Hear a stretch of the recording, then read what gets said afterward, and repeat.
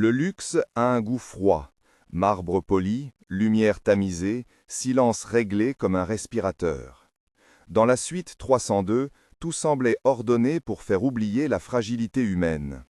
Un fauteuil en cuir, des tableaux abstraits soigneusement choisis, une machine qui bipait doucement derrière un rideau beige. Au centre, sur un lit trop grand pour un corps alourdi par la maladie, Alexandre Moreau regardait le plafond comme on scrute un terrain déjà conquis ou perdu. Sa main droite reposait sur la couverture, pâle, presque étrangère au reste de son corps. Il avait l'air d'un roi fatigué. Mais les rois, même fatigués, savaient rugir. Élodie Dubois n'avait rien d'un héros. À 24 ans, elle venait d'entrer dans la clinique privée la plus exigeante de la ville, badge en plastique accroché au col de sa blouse, poche pleine de stylos, cœur gonflé d'un mélange d'idéal et de peur. 21 jours d'essai, répétait-elle en silence, comme si énoncer la durée était un talisman. 21 jours pour prouver qu'elle était capable non seulement de soigner, mais de tenir son sang-froid face à l'impitoyable monde des patients qui commandent des yachts et des conseils d'administration. Le premier contact fut un test du tonnerre. Alexandre la jaugea d'un regard qui n'accordait pas la faveur de l'humanité. Il parla en injonction mesurée, voix basse, tranchante. « On ne parle pas à mes invités sans permission. On ne touche à rien sans me prévenir. Vous êtes ici pour servir, pas pour me consoler. » Il déploya contre elle l'arrogance de celui qui a trop vécu dans les chambres capitonnées du pouvoir. Pour le reste du personnel, il était un dossier avec des zéros à la fin. Pour Élodie, il devait devenir un défi professionnel et une leçon d'éthique. Les premiers jours furent une série de petites batailles. La clinique avait ses règles, horaires, protocoles, chaînes de responsabilité, et chaque geste d'Élodie était scruté. Le docteur Valois, directeur médical, marchait dans les couloirs avec la gravité d'un maître d'école, rappelant avec fermeté la primauté des procédures. Sophie, collègue plus âgée, affichait un sourire sec et une distance cynique. « Ici, l'empathie ne paie pas les factures, gamine. Fais ton boulot et garde tes scrupules pour la maison. » Thierry, le kinésithérapeute, parlait peu mais connaissait le poids des corps. Il enseigna à Élodie comment garder une main ferme sans prendre le poids émotionnel du patient dans sa propre poitrine. Mais Élodie n'était pas seulement discipline et protocole. Elle avait une manière de voir les choses en détail. La façon dont la peau d'un patient réagissait au toucher, la façon dont une parole prononcée au bon moment pouvait arrondir un visage tendu. Elle s'accrochait à de petites victoires, remplaçant l'illusion d'un grand exploit par une série de gestes minutieux qui, cumulés, formaient une trame de confiance. La première de ces victoires arriva de façon presque dérisoire, un écran repositionné. Alexandre, exigeant un contrôle parfait de son environnement, se plaignait sans cesse des bips intermittents de son moniteur visible depuis la fenêtre du salon du personnel. « J'entends ces sons comme des intrus, dit-il une fois, comme pour signifier la moindre perturbation. » Élodie, remarquant que le technicien de nuit avait mal orienté l'écran, demanda la permission au docteur Valois pour ajuster la visibilité depuis le lit. Il hocha la tête, distrait. En quelques minutes, le reflet des mesures cardiaques fut redirigé de façon à ce qu'Alexandre se sente maître de la lecture devant lui, pas du monitorage clinique, mais de la perception de son environnement. Cela eut un petit effet immédiat. Le patient cessa de corriger de manière hostile les infirmières et parla d'une voix moins tranchante. Ces petites victoires n'échappèrent pas à Alexandre. Elles l'énervèrent autant qu'elles l'intriguèrent. Il observait Élodie comme on étudiait une pièce d'échecs, cherchant le coup qui aurait le dessus. Elle répliqua par la douceur d'un geste et la fermeté d'un refus quand il le fallait. Elle apprit rapidement à ne pas laisser son idéal transformer chaque interaction en drame moral. Apprendre à poser des limites devint sa deuxième nature.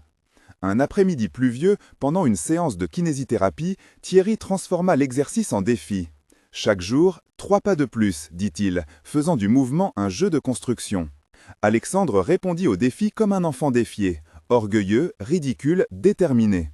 Il leva la jambe, fit un pas, puis un autre, tout en fouillant la pièce du regard comme s'il cherchait une cour d'honneur. Élodie se tint prête, au cas où la fierté tomberait et qu'il faudrait recueillir la honte. La découverte du jouet fut discrète, petite, comme une faille dans l'armure.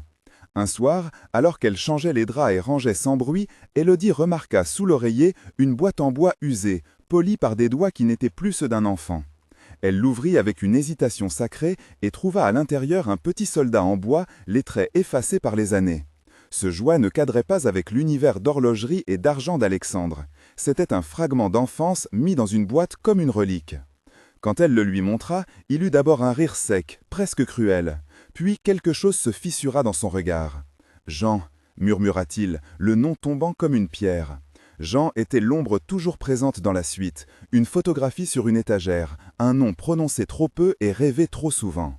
Alexandre parlait rarement de son fils. Quand il le faisait, la voix diminuait.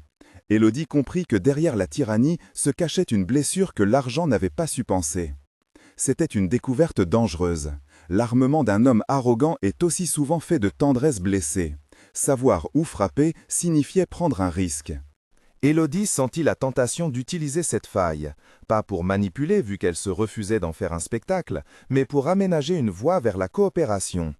Elle commença à négocier en petits termes, un message tapé sur le clavier du patient en échange d'un effort de la part d'Alexandre, un steak parfaitement cuit comme récompense d'une séance de kiné.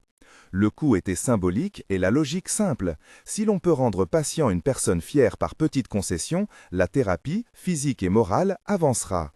Alexandre, qui n'avait pas donné d'email personnel depuis des mois, se montra curieusement intéressé par le petit clavier mécanique qu'Élodie accepta de placer sur la tablette du lit. Taper un mot à son fils par ses propres mains lui rendait un peu de dignité. La première lettre fut un bloc de silence, ensuite des mots hachés, puis une phrase, et enfin un rire étouffé. Ce furent des instants volés, mais le patient y participait comme si l'acte de se rendre vulnérable lui accordait la permission d'exister autrement qu'en plaque tournante de décision. Sophie regardait ces manœuvres avec une suspicion qui déteignait parfois sur les autres. « Tu joues à la psychologue, Élodie, dit-elle en nettoyant un chariot. Les riches paient pour qu'on les encense. Ne te fais pas croire que tu vas les sauver tous. » Sa voix était sans cruauté, mais son regard portait la lourde expérience de ceux qui avaient vu l'institution plier sous le poids des caprices. Pour Sophie, les limites n'étaient pas un frein moral, elles étaient une question de survie professionnelle. La tension commença à monter quand Alexandre, cherchant à masquer une faiblesse qui le rendait honteux, demanda quelque chose de dangereux. Il prit Élodie à part, d'une voix basse et insistante, proposant une voie qui franchissait la ligne jaune. L'essai d'un traitement non standard, un médicament expérimental que son médecin personnel recommandait, ou du moins c'est comme cela qu'il le présenta. Il n'utilisa pas les mots « expérimental » ou « hors protocole » avec légèreté, il les enveloppa dans la rhétorique du contrôle. « Je veux reprendre le contrôle », lui dit-il. « Si ce remède me rend plus fort, ce sera un investissement. » Il le proposa comme on tranche un contrat, sachant qu'il jouait sur l'orgueil et la peur. Élodie sentit son estomac se nouer. Les protocoles, la défense immuable d'hôpitaux comme celui-ci, n'étaient pas des règles froides inventées pour embêter les jeunes infirmières.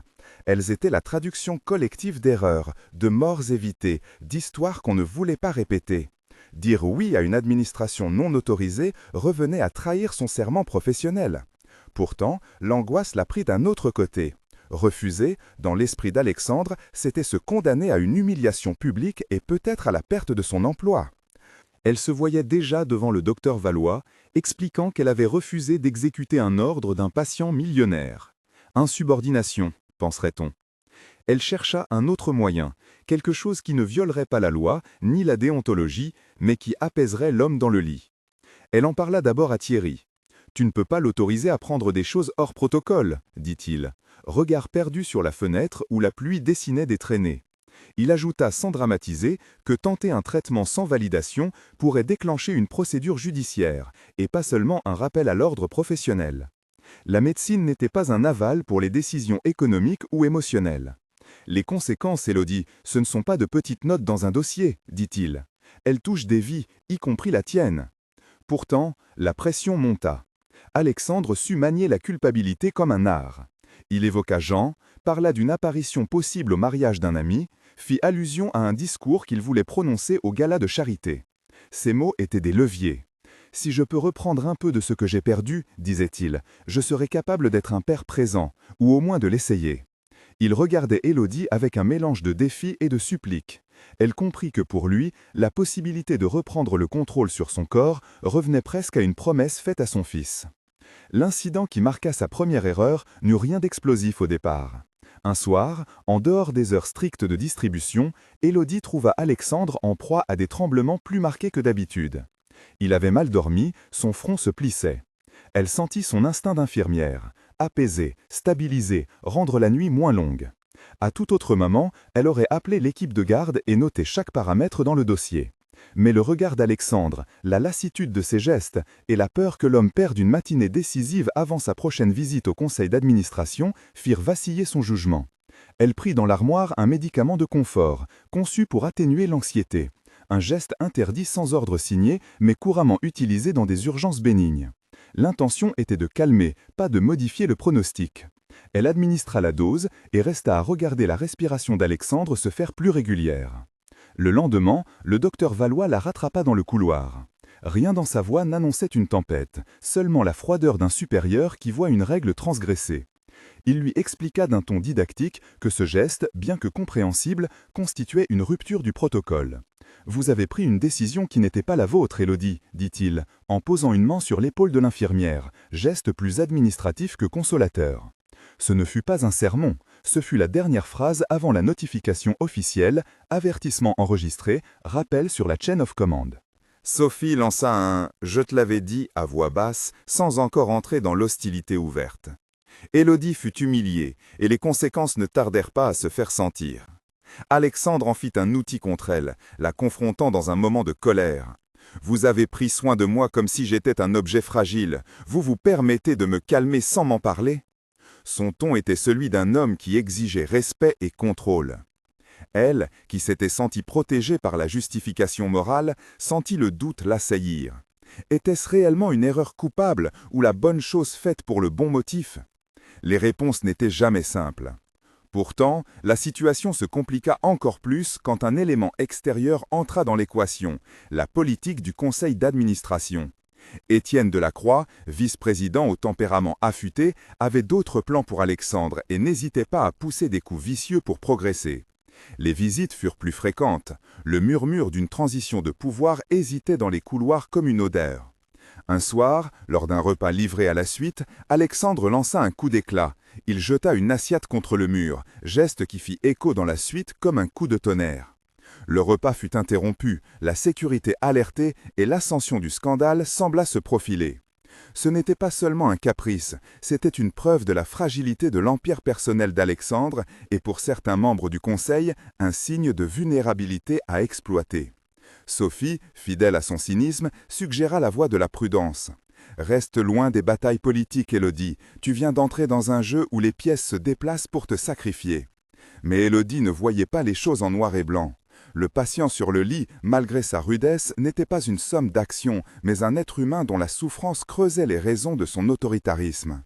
Elle se sentait responsable, non parce qu'elle croyait pouvoir le sauveur, mais parce que le serment qu'elle avait prononcé l'y contraignait. Le premier vrai test de sa stratégie d'influence survint avec la question du repas.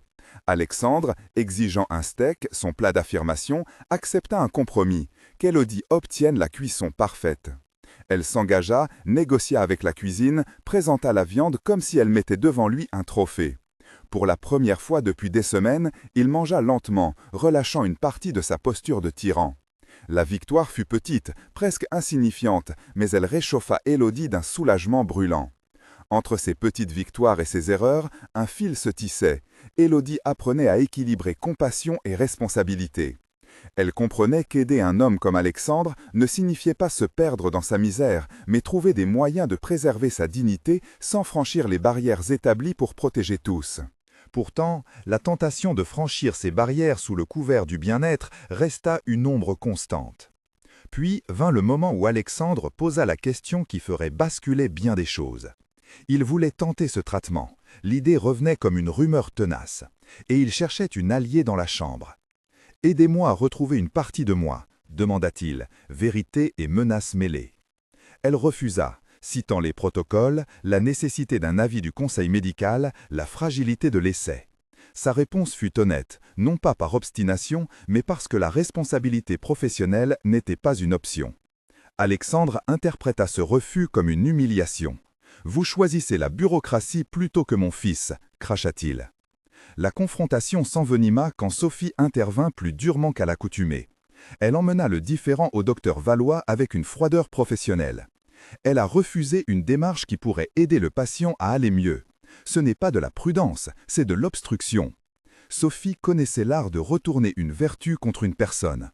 Elle fit valoir que la précaution d'Élodie prenait des allures de jugement moral, d'arrogance. Dans le bureau du directeur, les mots prirent des allures de verdict, et la question de l'emploi d'Élodie fut soulevée sérieusement. La procédure fut rapide et mécanique. Un avertissement officiel apparut dans son dossier. La direction proclama que tout test hors protocole serait absolument interdit sans validation écrite. Élodie reçut une convocation pour une réunion qui ressembla plus à un tribunal qu'à une discussion pédagogique. Pour la première fois, l'image d'une jeune infirmière idéaliste se fissura. Elle se vit maladroite, incomplète, et ce regard la toucha plus que la peur de perdre son travail. Le renvoi commençait à devenir une possibilité réelle. Dans le couloir, au moment où elle rendait quelques fournitures pour la journée, elle croisa Alexandre. Il la regarda d'un air qui n'était ni suppliant ni vindicatif, mais calculateur. « Si l'on doit se battre, dit-il doucement, je veux savoir qui se bat pour moi. » Il prit le petit soldat en bois et le plaça dans la main d'Élodie, comme si la légitimité de sa confiance pouvait être donnée dans un geste symbolique. Le contact fut bref, mais sa signification pesait plus lourd que n'importe quel rapport médical. Élodie quitta la suite 302 ce soir-là avec la sensation d'une porte qui se refermait et une autre, minuscule, qui restait entrebâillée. Elle n'avait pas perdu l'emploi sur le champ, mais la menace planait. Un faux pas de plus et la clinique la renverrait, brûlerait sa réputation et la carrière qu'elle commençait à peine à bâtir s'écroulerait. Elle se sentait tiraillée entre la fidélité à son serment et l'envie d'aider cet homme qui, malgré lui avait laissé un espace fragile pour agir. Cette nuit-là, dans un petit appartement où la pluie tambourinait contre la fenêtre, Élodie pensa à Jean, au soldat en bois, à la main qui lui avait été tendue dans la suite. Elle avait appris à lire les silences autant que les paroles. Elle savait que l'orgueil était une armure difficile à percer, et que la confiance se gagnait avec des gestes précis et répétés, non avec des grandes déclarations. Elle s'endormit en se répétant une question. Jusqu'où pouvait-elle aller sans trahir son serment ? Le lendemain, l'atmosphère dans la clinique fut différente, plus tendue. Les conversations se faisaient à voix basse. Des sourires polis cachaient des regards qui calculaient. Et puis, le téléphone sonna dans la bibliothèque de la suite 302. Une visioconférence du conseil devait se tenir pour discuter de la progression d'Alexandre. L'annonce fit monter la pression dans la pièce comme un soupir retenu. Élodie sut, sans qu'on le lui dise, que cette réunion serait un moment où la politique et la santé se croiseraient sans ménagement. Elle passa la matinée à préparer la chambre, ajustant les draps, vérifiant l'ergonomie du clavier, faisant attention aux petits détails auxquels personne d'autre ne prêtait attention. Alexandre la regardait faire, yeux plissés, semblant peser chaque mouvement. Le président du conseil et Étienne Delacroix seraient présents à distance. Pour certains, il s'agirait d'une formalité, pour d'autres, d'un théâtre où l'on jetait des pierres. Avant la réunion, Sophie la prit à part. « Si tu te montres, sois prudente. Tu n'es pas là pour t'ériger en avocate d'un patient, dit-elle. Mais pour Élodie, la prudence avait une saveur différente aujourd'hui. Elle signifiait aussi ne pas laisser des meetings décider du sort de quelqu'un qui n'avait pas les moyens de se défendre. Et puis la visioconférence commença. Les visages carrés illuminèrent l'écran, voix mesurée, regard dur. Étienne prit la parole avec une assurance glaciale. Il fit allusion à la réputation d'Alexandre, à la nécessité d'un leadership clair, et suggéra subtilement que la fragilité du moment pourrait justifier une transition dans la gouvernance. Alexandre cligna des yeux, sentit la pression monter. Il chercha dans la suite un ancrage. Sa main serra le soldat en bois comme pour saisir une mémoire. La tension monta d'un cran. Alexandre répliqua avec hauteur, ponctuant ses phrases de référence aux chiffres et à la loyauté. Puis il fit une provocation. Il envoya un message au conseil via le clavier, exigeant de parler de son fils, de sa capacité à être père et dirigeant malgré la faiblesse physique. Ce mouvement fut interprété par certains comme une tentative d'émouvoir pour manipuler. Étienne, voyant une ouverture, lançait une pique en public qui mêlait profession et intimité d'une manière qui n'appartenait pas au protocole de la clinique, mais qui relevait d'une stratégie politique. La pique fit mal, la voix d'Alexandre s'étrangla. Ce fut alors que la scène bascula. Les bips du moniteur s'accélérèrent, ou peut-être fût-ce la vitesse à laquelle le cœur de ceux qui assistaient à l'écran s'étranglait. Alexandre se leva d'un mouvement brusque et tituba, un souffle rauque, la peau cernée. Le bruit sec d'un chariot renversé résonna dans la pièce. Le soldat en bois roula sur la moquette, oubliant pour un instant sa place sacrée. Élodie eut l'impression que le monde rétrécissait autour du lit. Tout l'entraînement, toutes les hésitations, toutes les directives se heurtaient à l'urgence de l'instant. Thierry surgit en lui prenant le bras. Le docteur Valois, hors de sa posture d'administrateur, se transforma en praticien réfléchi, commandant sans panique. Les bips devinrent plus insistants, la respiration d'Alexandre plus haletante.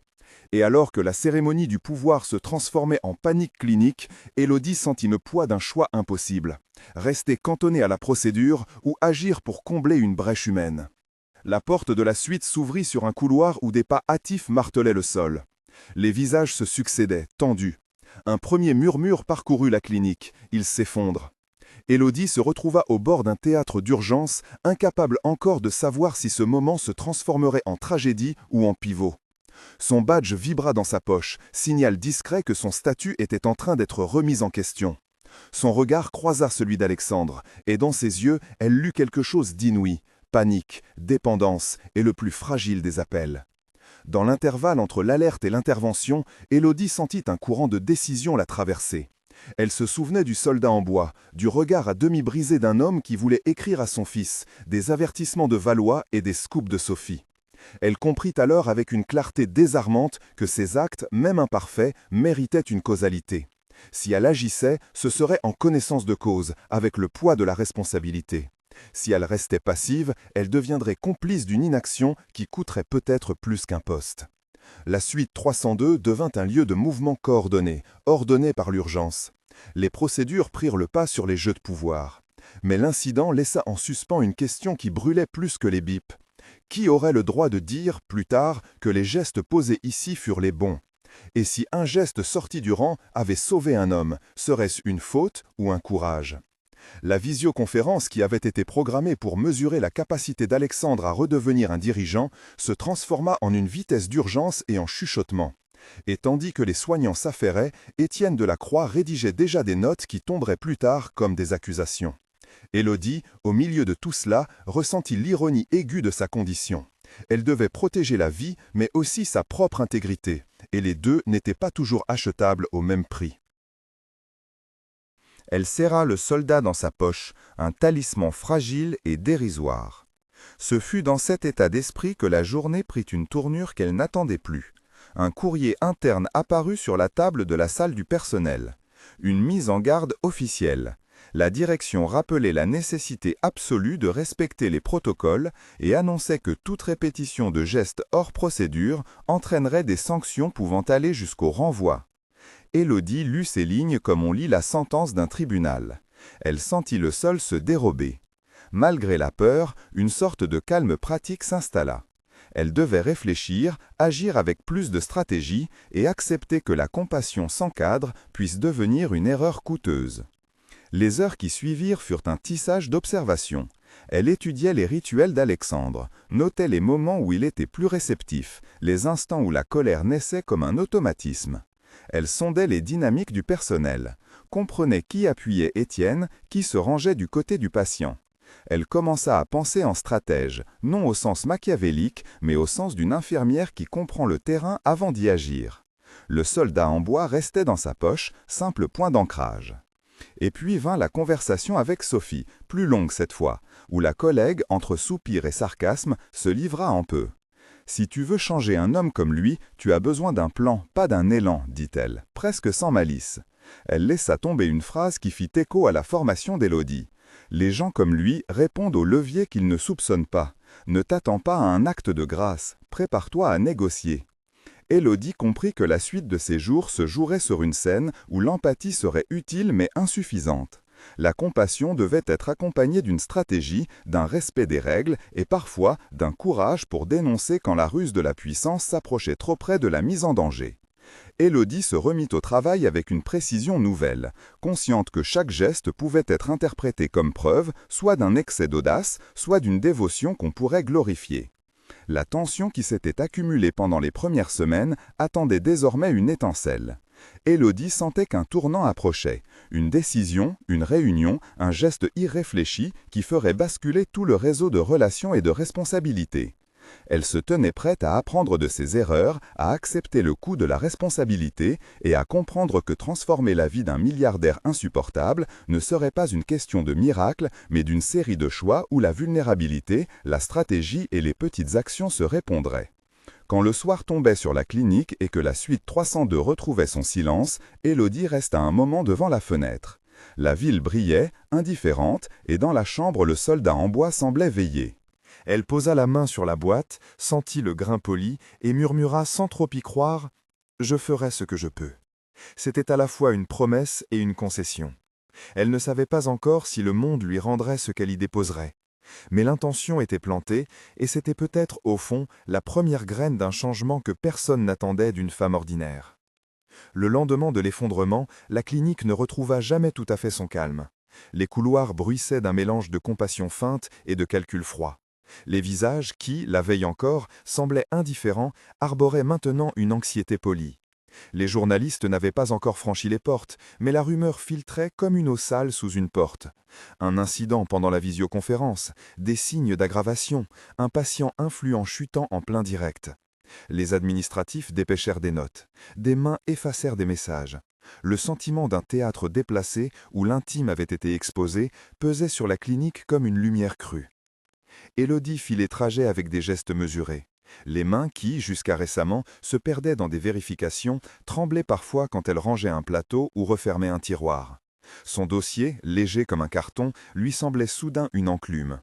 Le renvoi, déjà brandi comme une menace, se matérialisa. La direction convoqua une réunion formelle. Le docteur Valois conserva une neutralité professionnelle, Sophie se contenta d'un haussement d'épaule presque involontaire, et Étienne, invisible mais présent, orchestrait des silences comme d'autres préparent des arguments. « Pour le bien de la clinique, nous devons établir des responsabilités », dit le directeur, voix lisse. Les mots administratifs tombèrent comme des pierres froides. La sanction fut claire, mise à pied immédiate, enquête interne. Pas encore d'accusation formelle, mais l'ombre d'un avenir professionnel amputé. Élodie sentit le sol lui manquer, mais elle ne s'effondra pas. L'injustice la brûlait, mais il y avait autre chose derrière l'adrénaline. La certitude que, si l'on la renvoyait maintenant, personne ne défendrait Alexandre contre les manœuvres du Conseil. Parce qu'il y avait une autre urgence, plus urgente que sa carrière. Alexandre respirait encore, retenu par des machines et par une fragilité nouvelle qui n'appartenait qu'à lui. Sa chute publique avait fourni aux prédateurs politiques une occasion trop belle pour être ratée. Si l'on laissait l'histoire imploser en coulisses, Étienne et ses alliés écriraient le récit. Un dirigeant diminué, un conseil obligé de protéger l'entreprise. Jean, le fils, risquait d'être happé par une bataille publique qui le dépasserait. Élodie, privée de son uniforme mais non de sa conscience, comprit que rester spectatrice n'était plus une option. Elle n'était pas naïve, elle connaissait les règles, avait vu la force d'un protocole, entendu les avertissements de Thierry. Mais elle avait aussi la mémoire du geste presque rituel du soldat en bois, de la main d'Alexandre qu'il avait brièvement cherché. Ce petit objet, ce morceau de bois poli, incarnait une vérité simple et dangereuse. Il existait une vie humaine derrière les comptes et les décisions. Et quand les règles servaient à dissimuler l'avidité, elles perdaient de leur légitimité morale. Seule, fatiguée, sans statut, Élodie prit une décision qui ferait vaciller encore plus sa vie. Elle allait chercher la preuve qui empêcherait la chasse publique de dévorer tout. La preuve existait, elle le savait. La visioconférence avait été enregistrée sur les serveurs internes. Si l'on retrouvait la séquence où Étienne provoquait Alexandre, la colère qui suivit la pique publique prendrait une autre forme. Elle deviendrait une preuve de manipulation, un élément susceptible de contrer la narration politique. Mais la voie pour obtenir ce fichier n'était pas autorisée à une infirmière en mise à pied. C'était un accès réservé, protégé par des droits administratifs, des logs, des forensics. Elle en était consciente. Récupérer un enregistrement sans autorisation était un acte illégal. Elle le savait, et c'est précisément pour cela qu'elle trembla en dressant une liste de possibles alliés. Son premier réflexe fut de parler à Thierry. Le kinésithérapeute, qui voyageait entre compassion et prudence, l'écouta avec ce calme morne qui lui était propre. « Tu veux la vérité » dit-il en traçant une cigarette mentale entre deux gestes. « Mais la vérité coûte, et pas seulement à toi. Ses yeux, ordinairement indifférents, brillèrent d'affliction. « Si tu te lances là-dedans, prends en compte que la loi peut t'amputer bien plus que ta blouse. » La tentation d'abandonner fut forte, mais elle pensa à Jean, à la fragilité d'un homme qui venait de se briser en public. La clinique, pensa-t-elle, pouvait être transformée en ring où le plus fort écrasait le plus faible. Et elle n'acceptait pas que l'on transforme un être humain en marchepied. Elle imagina la conséquence. Si Étienne réussissait, le discours serait figé, et Alexandre perdrait non seulement sa place de pouvoir, mais la possibilité d'une reconnaissance humaine. C'était inacceptable. Elle approcha Sophie en cachette.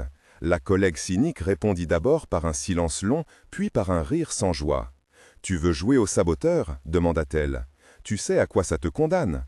Mais la voix qui suivit fut moins tranchante. Sophie porta la main à sa tasse, regarda Élodie droit dans les yeux. « Si tu fais ça, tu ne peux pas te cacher derrière les bonnes intentions. Tu dois savoir exactement pourquoi. Et tu dois t'attendre à perdre. » L'allié improbable apparut sous la forme d'un technicien informatique anonyme, un homme aux mains tachées de café appelé Karim qui travaillait en sous-traitance pour la clinique. Il était discret, habitué à manipuler des fichiers sensibles pour des administratifs pressés. Élodie le trouva par hasard, un soir, dans la salle des archives où il consultait des backups. Il écouta son histoire, le cyan des écrans reflétant ses traits tirés. Karim n'était pas un hacker de film. C'était un opérateur méticuleux qui connaissait le réseau, les sauvegardes et surtout les failles humaines dans la sécurité. Mais ce que Karim dit ensuite la força à mesurer la densité de son geste. « Si je t'aide, quelqu'un le verra dans les logs. Tu seras la première à tomber. Et je pourrais être viré, peut-être poursuivi. » Il posa les conséquences comme on pose un scalpel, précisément. Élodie sentit l'odeur métallique de la peur. Elle avait prévu le risque, mais l'entendre dit à voix haute la rendit réelle. Pourtant, il y eut un moment, bref, fragile, où le choix sembla s'aligner avec ce qu'elle était devenue. Karim accepta à une condition. Tout serait fait pour minimiser la trace humaine. Il ne promettait pas l'impunité. Il promettait simplement de rendre l'opération la moins évidente possible. « Je peux extraire une copie, dit-il, d'une voix qui sentait le secret. Mais elle devra sortir par un circuit externe, et tu devras l'utiliser vite. » Il posa devant elle un plan technique sans les détails illégaux. Une session ordinaire, une dénomination trompeuse du fichier, un transfert vers un disque physique qui disparaîtrait ensuite. Le soir choisi, la clinique exhalait un calme de veille. Les néons atténués, le parfum de désinfectant et le cliquetis lointain des chariots composaient une musique familière. Karim entra dans la salle serveur comme on entre dans une chambre forte. Élodie l'attendait sur un banc, le soldat en bois serré dans une poche, talisman fragile. Chaque pas dans le couloir résonnait comme un pas vers l'inévitable. Karim accéda au système, doigts rapides, regard concentré. Les fichiers défilèrent, non codés, format hermétique. Au bout d'un moment qui sembla durer une éternité, il pointa sur un enregistrement identifié sous une dénomination administrative. « Ici », murmura-t-il. La copie démarra. Le disque se remplit, lentement. Élodie eut l'impression que son cœur battait en synchronie avec la barre de progression. Quand la copie fut complète, Karim la remit dans une enveloppe plastique, frissonnant comme une proie. « Ne le garde pas là, dit-il. Range-le ailleurs, et efface les traces si tu peux. » Elle connaissait les lois. Elle savait que ce qu'elle recevait était volé, que la traçabilité pouvait être retrouvée par des experts. Mais elle tenait dans sa main une vérité potentielle. Elle enfouit le disque dans un sac et sortit de la clinique sous un ciel net, la ville offrant ses lumières aveuglantes comme un tribunal. Les heures qui suivirent furent un vertige. Elle monta la clé de la boîte en bois, posa le disque contre elle et sentit le poids de la clause qu'elle venait de signer. Ensuite, elle fit le geste le plus courageux de toute cette impulsion. Elle contacta un avocat. Pas Maître Leclerc, pas encore. Un avocat indépendant, conseil d'une association de protection des droits, ami d'un oncle éloigné. Elle savait qu'elle avait besoin d'un avis légal, d'un encadrement. L'avocat l'écouta, posa des questions qui la remirent au centre de la réalité. Pourquoi révéler cette information? Quel était l'objectif légal? Et surtout, quel risque cela ferait peser sur elle? Il y eut des nuits blanches, des argumentations. L'avocat la mit face à des choix. Déposer le document anonymement auprès de la presse, ce qui risquait de déclencher une enquête sur la fuite, contacter un procureur, ce qui pourrait ouvrir une instruction sur la menace supposée faite au patient, ou tenter de faire en sorte que le contenu soit utilisé selon une procédure plus sûre, subpénat judiciaire par exemple. Mais cela impliquait de révéler la provenance du fichier, et donc l'action illégale. Elle comprit que la route était piégée. Chaque choix ramenait à la question de ce qu'elle était prête à sacrifier. Pendant ce temps, la vie d'Alexandre basculait dans un autre temps. Les jours en soins intensifs étaient faits d'odeurs de savon et de musique douce imposée par la famille, de sons mécaniques et d'une solitude qui n'était pas seulement physiologique. Son esprit flottait entre souvenirs d'un monde d'assemblée et une sensation nouvelle d'abandon. Et, parfois, dans des fragments lucides, il pensait à Jean. Ces moments n'étaient pas des phrases entières, mais des images. Un petit soldat en bois, un mot sur un clavier, une main qu'il avait touchée sans flatterie. Derrière l'ego, quelque chose se fissurait doucement. Les médias commencèrent à flairer la piste. Un site local publia une note anonyme sur un incident de santé d'un homme influent, sans nommer la clinique. La direction, craignant une contagion d'attention, renforça la communication. On parla d'inquiétude, de prudence, de respect de la vie privée. La famille fit une déclaration laconique. Étienne, lui, multipliait les apparitions publiques, parlant de stabilité institutionnelle et de transition possible. Les pièces du puzzle se mettaient en place. Si une narrative de gestion devait s'imposer, il suffisait de nourrir l'opinion avec quelques allusions. Élodie prit la décision suivante. Elle ne livrerait pas le fichier à la presse. Elle choisit la voie la plus risquée, mais la plus honnête à ses yeux. Elle allait le donner à un avocat qui pourrait le déposer sous scellé auprès d'une autorité compétente, forçant l'enquête à se focaliser sur la provocation publique et non sur la fuite. Cela impliquerait qu'elle révèle sa participation à l'extraction, mais elle voulait un cadre légal, sinon tout se réduirait à un lynchage public. Elle prit rendez-vous avec Maître Leclerc. L'avocat, homme de l'ombre, avait la réputation de résoudre les situations embarrassantes pour les puissants. Il ne fit pas de geste brusque en rencontrant Élodie. Il la reçut dans un bureau où des livres massifs filaient la pièce d'une poussière feutrée. Quand elle posa le disque sur la table, il ne sursauta pas. Il l'écouta avec l'attention d'un juge. « Vous devriez partir, dit-il finalement, sans jugement de ton. Mais vous êtes rentré davantage dans un monde où les conséquences ne s'arrêtent pas à une mise à pied. Pourquoi êtes-vous venue ici, jeune femme ?» Elle dit la vérité, mince et précise comme une lame. La peur de voir un homme broyé par des ambitions, la volonté de protéger un fils, la certitude que la vérité, même imparfaite, valait le risque. Maître Leclerc la regarda, pesant. Il connaissait son client mieux que quiconque, sa faiblesse, sa puissance, sa propension à payer pour que les choses disparaissent. Mais il savait aussi l'importance d'un récit public après un effondrement émotionnel comme celui-ci. Si vous me donnez la copie, je peux demander que le fichier soit saisi par un juge et protégé. Cela vous mettra en lumière. Cela me mettra en position d'utiliser le contenu pour défendre mon client, éventuellement de réduire la portée des ambitions d'Étienne. Mais sachez ceci, votre acte sera connu, et vous serez exposé à des poursuites. Elle accepta pourtant. Elle savait qu'elle ne tenait pas à manipuler les flux de pouvoir pour son profit, elle voulait juste qu'on reconnaisse qu'Alexandre avait été provoqué. Leclerc lui promit, en échange, une stratégie juridique. Déposer immédiatement une requête auprès d'un magistrat pour qu'aucune information ne soit diffusée, et tenter d'obtenir des actes conservatoires. En d'autres termes, circonscrire le feu. Leclerc n'était pas un homme tendre, mais il savait manier la loi comme on manie ton mavre de neutralité. La procédure fut lancée. Le dossier envoya des ondes dans la clinique et au-delà. L'avocat demanda une audience d'urgence et présenta la copie, argumentant que la manière dont la réunion avait été conduite contenait des éléments pouvant être pertinents pour juger la conduite du conseil. Les juges, attentifs à la protection de la vie privée, mais aussi à la nécessité d'un débat loyal, acceptèrent de saisir le contenu sous scellé et d'ordonner une enquête sur le contenu de la réunion. Parallèlement, une enquête internaute commença sur la fuite du fichier. Les conséquences retombèrent inévitablement sur Élodie. Les logs informatiques menèrent à Karim. Karim, interrogé, déclara avoir été approché par une infirmière en détresse, mais il rejeta toute malveillance et reconnut devant l'évidence qu'il avait aidé. La gestion interne de la clinique n'eut pas d'autre choix que de lancer une procédure disciplinaire et, faute d'accord clair, de signaler la tentative d'atteinte à la sécurité à la police. La mise à pied d'Élodie devint un renvoi officiel le temps d'une instruction. Karim perdit son contrat. Sophie regarda la scène se dérouler avec un mélange de compassion et de fatalisme. Les conséquences légales se chargèrent d'un poids concret. Enquête pour violation de données et intrusion. Élodie, assise dans un petit bureau d'audience, sentit l'air sec du tribunal comme une lame. Elle n'était plus cette jeune fille avec un badge. Elle était une personne qui avait pris une décision illégale au nom d'une vérité morale. Le procureur exposa la charge avec une impartialité glacée. On pouvait comprendre la motivation, mais la loi était la loi.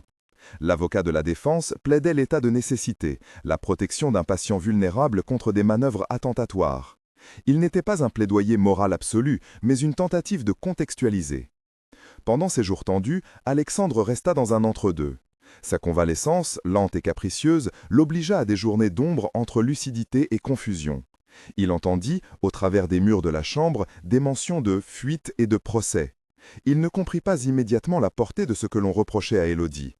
Mais quand il prit connaissance, via une visite brève de Maître Leclerc, qu'elle avait risqué sa carrière pour obtenir la preuve qui avait permis de saisir la réunion, quelque chose changea dans son regard. Il y eut une rencontre silencieuse, où des mots improvisés tentèrent de traduire ce qui dépassait un langage ordinaire. Il écrivit d'abord une lettre, maladroite, au contour d'un aveu. Ce n'était pas une lettre publique, mais elle circula entre quelques mains sélectes. Il y disait, sans fioriture, qu'il avait été provoqué, qu'il avait été faible, et surtout, il associait son nom à une promesse de réparation. Quand il retrouva une lucidité durable, il demanda à voir Élodie. La première entrevue fut brève et surveillée. Thierry et Maître Leclerc furent présents. Alexandre, secoué, parla peu. Mais à la manière d'un homme qui découvrait la fragilité de ses propres gestes, il dit « Vous avez agi illégalement, je ne peux pas effacer cela. Mais je sais que si vous n'aviez pas agi, je n'aurais peut-être plus rien. Je veux essayer d'assumer ma part. » La reconnaissance fut douloureuse, autant pour lui que pour elle. Elle n'était pas une absolution. Alexandre ne put éliminer la possibilité de poursuite. Mais il fit une chose que peu d'hommes dans sa position auraient faite sans calcul. Il prit la décision de s'exposer publiquement à un degré que sa classe sociale évitait ordinairement. Il fit rédiger une déclaration où il reconnaissait que des propos de la réunion avaient dépassé la décence, que la provocation avait contribué à sa chute et qu'il assumait la responsabilité morale de n'avoir su préserver l'espace privé. Quand cette déclaration fut lue en audience, le visage d'Étienne se crispa. Les conséquences politiques prirent un tour aigu. Le Conseil fut saisi par des membres qui clamaient la nécessité d'une enquête indépendante. Étienne, pour la première fois, dut répondre d'une attitude apparemment stratégique. L'effet juridique ne fut pas automatique, mais la dynamique changea. La narration publique devint plus nuancée. Le geste d'Élodie, illégal, était désormais encadré par une vérité qui dépassait sa transgression. Côté judiciaire, le processus fut lisse, lent et implacable. Karim reçut une amende professionnelle et la perte de son contrat. Élodie fut accusée, mais les circonstances atténuantes furent prises en compte.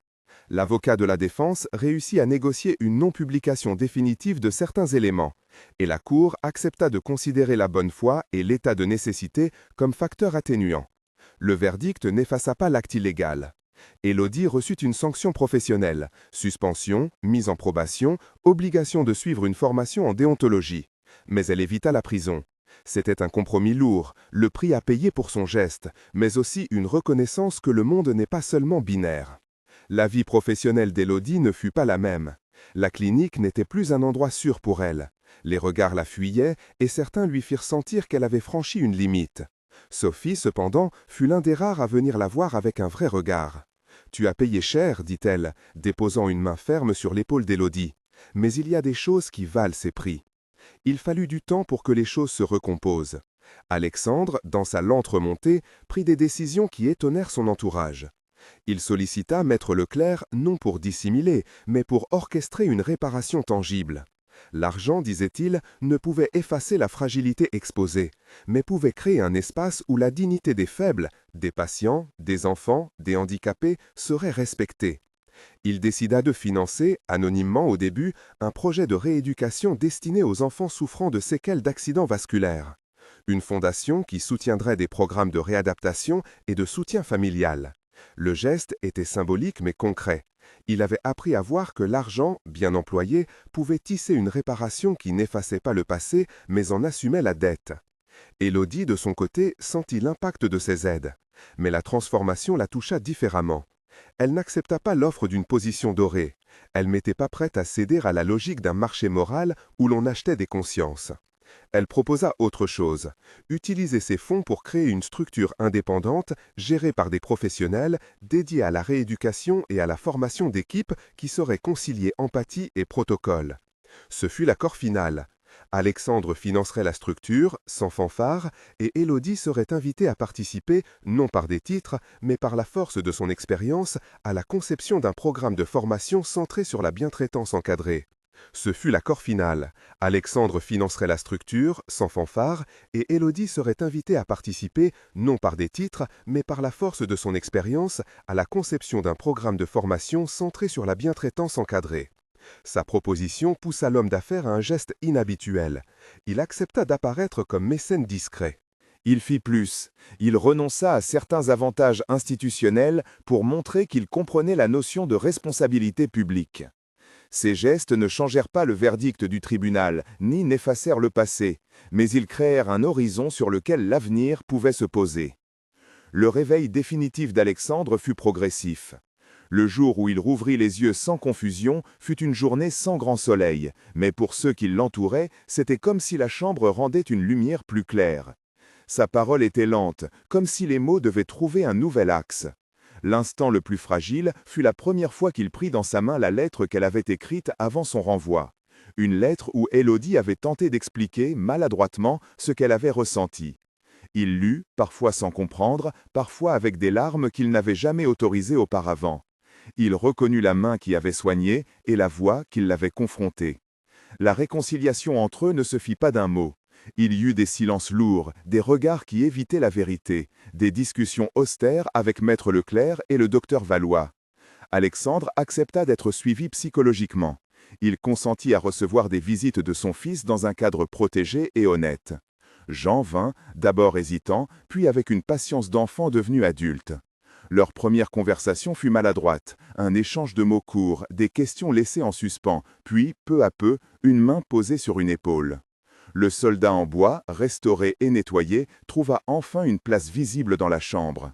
Ce petit objet, désormais, ne servait plus à manipuler. Il symbolisait plutôt la fragilité à préserver. Les mois suivants furent occupés par de petites tâches concrètes et par une rééducation lente.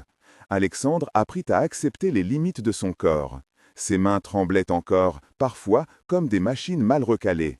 Mais il commença à pratiquer, sous la supervision de Thierry, des gestes de réapprentissage, boire, tenir une fourchette, écrire une phrase. Le tremblement, dans ces scènes, perdit de sa honte. Il devint un signe, un signal de nécessaire honnêteté. Élodie observait ses progrès sans triomphalisme. Elle avait appris que la transformation ne s'achetait pas à coups de gestes spectaculaires. Elle venait d'un alignement patient entre volonté et contrainte. La fondation, surnommée plus tard la Maison du Bois, en hommage discret aux soldats en bois, prit forme avec lenteur et avec des acteurs variés, kinésithérapeutes, psychologues, éducateurs et des familles ayant vécu des situations similaires. Le modèle se voulait pragmatique, combiner compétences techniques et formation sur le lien humain. Alexandre, qui finança en grande partie, exigea aussi une gouvernance mixte pour éviter que son argent ne neutralise la mission. Il insista pour que le conseil d'administration inclue des représentants des usagers, des professionnels indépendants et des personnes issues de la communauté. Sa part d'humilité était aussi une assurance que sa contribution ne deviendrait pas un instrument de domination. Pour Élodie, la Maison du Bois devint un lieu où son expérience trouva une utilité différente. Elle fut d'abord consultante, puis formatrice. Le parcours fut parsemé d'accusations volées, de commentaires sur ses erreurs passées. Mais il y eut aussi des jeunes infirmières qui lui dirent, parfois avec la voix brisée, « Grâce à vous, j'ai appris où poser ma limite ». Ces remerciements n'effaçaient pas sa culpabilité, mais ils la composaient en quelque chose de solide. La clinique, elle aussi, accepta une introspection institutionnelle. Le docteur Valois présida des ateliers sur la gouvernance des réunions, la protection des patients et la gestion des conflits d'intérêts.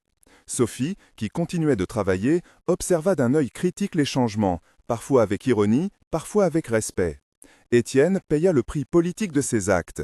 Il fut tenu à l'écart, soumis à une enquête interne qui le contraignit à des amendes et à une surveillance accrue. Le monde des conseils d'administration, implacable, n'offre pas souvent de leçons publiques, mais cette fois, la leçon s'inscrivit dans des comptes rendus et des interpellations. La transformation d'Alexandre fut lente, sans doute incomplète, mais réelle. Il se surprit des gestes les plus simples, prendre le temps d'écouter sans interrompre, écrire une carte à Jean sans trop la paraffer de chiffres, accepter l'idée qu'être fort n'était pas l'apanage de celui qui imposait la peur. À la Maison du Bois, il participa, non pas en dirigeant mais en observateur engagé, à des sessions où parents et enfants parlaient de la honte et de l'acceptation. Et Élodie? Elle n'était pas devenue une icône. Elle garda ses doutes, ses nuits sans sommeil, sa conscience aiguë d'un acte mal choisi qui avait pourtant ouvert une brèche.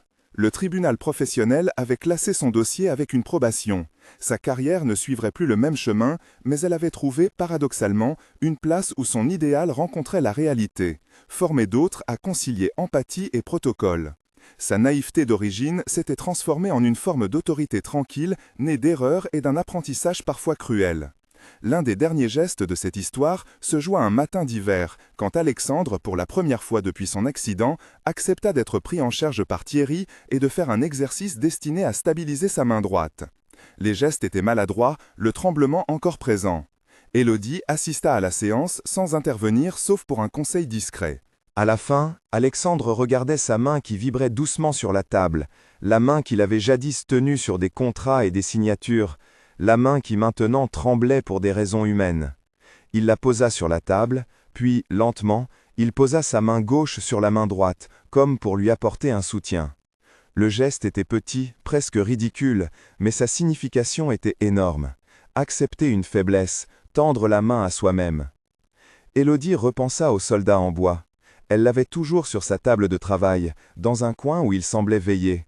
Le bois avait perdu un peu de sa patine, mais il brillait encore comme une relique honnête.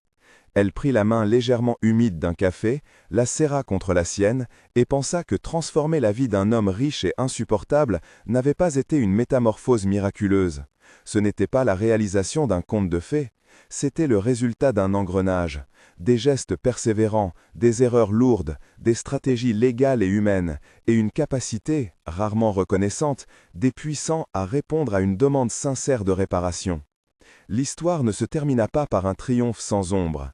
Il eut des pertes, emplois, réputation, nuits brisées, mais il y eut aussi des gains réels, une relation père-fils qui commença à se recomposer, une fondation qui aida des familles, un lieu où l'on formait des soignants à une pratique qui ne confondait pas bienveillance et abandon des règles. Élodie, qui avait été une femme ordinaire, avait exercé une influence disproportionnée parce qu'elle avait osé mettre son humanité au service d'une vérité. Elle paya le prix de son acte. Elle reçut en retour une responsabilité plus grande et un rôle où son expérience pouvait prévenir d'autres ruptures. La fin réelle se dessina sur une image simple. Alexandre, lors d'une cérémonie modeste de la Maison du Bois, posa sa main gauche sur le petit soldat en bois, maintenant exposé dans une vitrine modeste. Il prit la parole, non pour rappeler sa grandeur passée, mais pour remercier, de façon maladroite et sincère, ceux qui, sans gala, avaient réappris la patience et la dignité. Il inclut dans son discours un remerciement réservé à une infirmière qui a été à la fois imprudente et généreuse. Les applaudissements furent discrets, mais véritables. Après le discours, Élodie se tint en retrait. La main d'Alexandre tremblait lorsque sur un ton bas, il lui tendit la sienne. Elle posa sa main dessus. Pas une prise de pouvoir, pas un marché consumé, mais un geste d'acceptation mutuelle. Dans la salle, des miroirs discrets renvoyaient l'image d'un monde où la vulnérabilité avait trouvé une place. Quelques semaines plus tard, lors d'une interview, on demanda à Élodie si elle regrettait son geste initial. Elle répondit avec une honnêteté nette. « Je regrette l'impulsion naïve. Je ne regrette pas la volonté de protéger une personne vulnérable. » La phrase n'effaça rien, mais elle posa une limite claire entre l'intention et le moyen. C'était là sans doute la leçon la plus importante. La moralité d'un acte ne se réduit pas à sa générosité, et la justice ne peut être contournée au nom de la compassion. Les deux pouvaient coexister, mais pas sans coup. Le soldat en bois resta dans la Maison du Bois, discret et poli, témoin d'un récit où une femme ordinaire, par ses gestes imparfaits, avait contribué à changer la trajectoire d'un homme puissant. Sa transformation fut lente, parfois douloureuse, souvent contradictoire. Elle présenta cependant, au fil du temps, une évidence, que la dignité d'un être humain vaut plus que l'orgueil d'un dirigeant, et que la responsabilité se paie en actes, pas seulement en paroles. Si cette histoire vous a touché, partagez-la avec quelqu'un qui croit encore que les petites actions ne peuvent rien changer.